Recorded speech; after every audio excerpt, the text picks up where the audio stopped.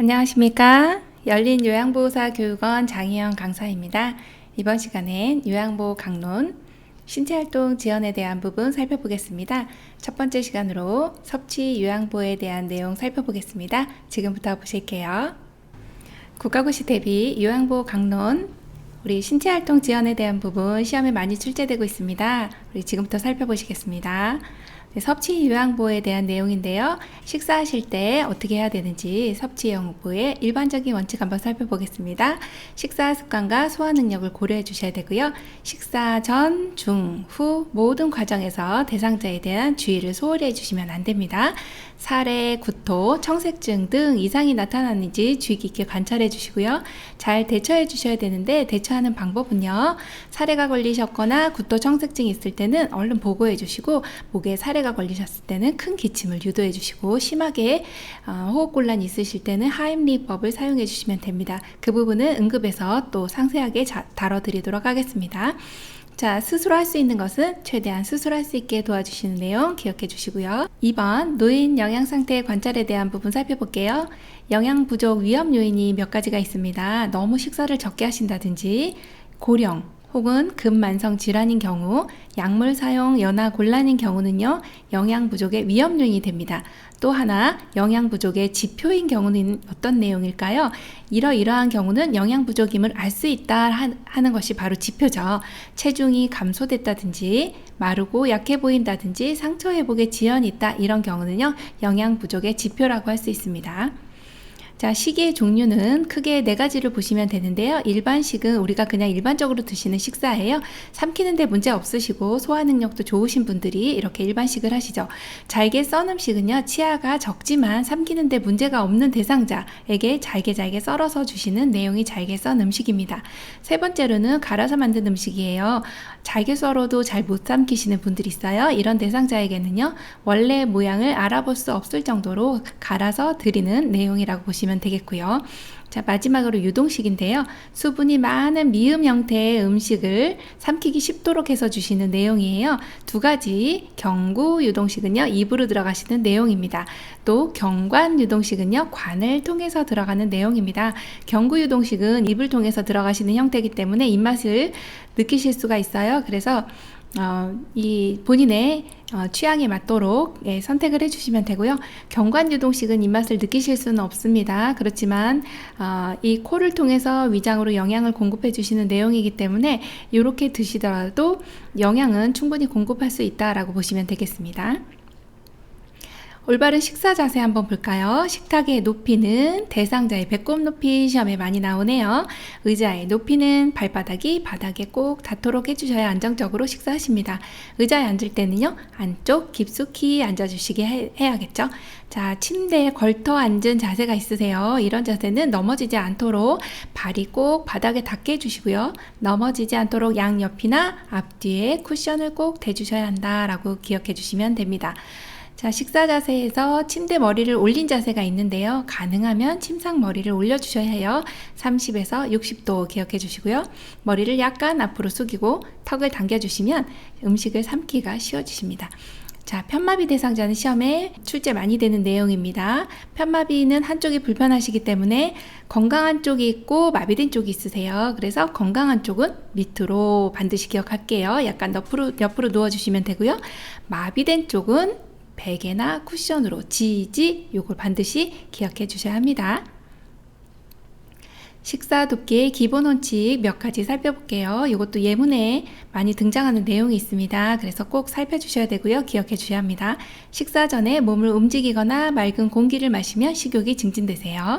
입맛이 없는 경우는 시험에 많이 나오죠. 다양한 음식을 조금씩 많이 해주시면 안 돼요. 반찬의 색깔을 보기 좋게 담아낸다. 또 가능하면 대상자의 상체를 약간 앞으로 숙이고 턱을 당겨주시는 자세가 좋다. 국이나 물, 차 등으로 먼저 목을 축이고 식사하게 해주시면 된다. 또 음식을 드시는 도중에는 대상자에게 말을 걸어서는 안 된다. 반드시 기억하겠습니다. 식사 돕는 방법 몇 가지 더 살펴볼게요. 누워있는 상태라도 가능한 대상자의 상체를 올려주시는 게 좋습니다. 사례가 들리는지 잘 관찰해 주시고 국물은 빨아 드실 수 있는 용기나 구부러지는 굵은 빨대 기억할게요. 굵은 빨대를 이용하여 마시게 한다.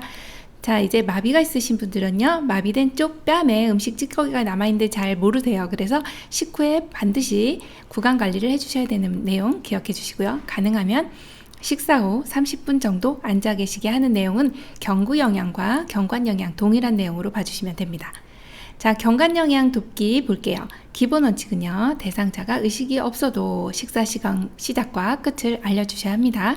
자, 농도가 너무 진하면 또 너무 빠르게 주입하면요, 설사나 탈수를 유발할 수 있으니 주의해 주셔야 돼요. 네, 분당 50ml가 넘지 않도록 해준다 기억해 주시고요. 돕는 방법은요, 영양액은 주머니가 있어요. 그래서 위장보다 영양액 주머니 높은 위치에 걸어 주시고요. 주입 시 구토나 청색증이 나타나면 비위관을 잠근다 먼저 기억하시고요. 그 다음이 시설장이나 간호사에게 보고한다 기억해 주시면 됩니다. 자, 투약 돕기 살펴볼게요. 돕는 방법은요, 대상자가 약을 삼키지 못하는 경우는요, 의료진에게 문의하여서 올바른 지시에 따라주시면 되는데, 임으로 갈거나 쪼개시면 안 돼요. 가운데 중앙에 이렇게 줄이 있는 그런 약들은 쪼개도 가능합니다만, 다른 약들은 그렇게 해주시면 안 되는 약이죠. 자, 금식인 경우에도 혈압약은 매일 투약해야 되잖아요. 이 약물은 반드시 드셔야 한다 기억해 주시면 됩니다. 이거 시험에 굉장히 출제 빈도 높으니까요. 반드시 이 내용은 기억해 주시면 됩니다. 자, 가루약은요, 숟가락을 이용하여 약간의 물에 녹인 후 투약하거나 바늘을 제거한 주사기를 사용해 주시면 되고요. 알약은요, 손으로 만진 알약은 병에 다시 넣으시면 안 되고요. 먼저 뚜껑에다가 덜으셔서 손에 이렇게 잡으시고 드시면 되겠네요. 자, 물약은요, 뚜껑의 위가 바닥으로 가도록 놓고 계량컵을 사용해 주셔서 드려야 합니다. 처방된 양만큼 따라야 하는데, 요 높이는요, 식탁 위에다가 아니면 탁자 위에도 놓는 것이 아니라 눈높이에 들고 처방된 양만큼 따른다 기억합니다. 자, 약물을 흔들고 또 섞어 주셔야 돼요. 또 약이 변하거나 혼탁한 약물은요, 버려 주셔야 하겠죠. 자, 라벨의 반대쪽 방향으로 용액을 따라 주셔야 합니다. 혹시 라벨이 있는 쪽으로 따라 주시면 약이 흐르면서 이 약의 약명이 지워질 수 있기 때문에 그렇습니다. 자, 마지막으로요, 바늘을 제거한 주사기를 이용하여 복용하게 해주시면 됩니다. 안약 넣는 방법 한번 볼까요? 안약도 시험 출제 빈도 높은데요, 눈의 안쪽에서 바깥쪽, 너무나도 중요합니다. 눈의 안쪽에서 바깥쪽으로 닦아준다. 그리고 어떤 것으로 닦아주느냐, 멸균 생리식염수에 적신 멸균 솜으로 이렇게 촉촉한 것으로 닦아주신다. 그리고 어느 위치에 넣어야 하느냐, 시험에 많이 나오죠. 아랫 눈꺼풀 하안검의 중앙이나 외측으로 1에서 2cm 높이에서 안약 용액을 투약해 주시면 됩니다.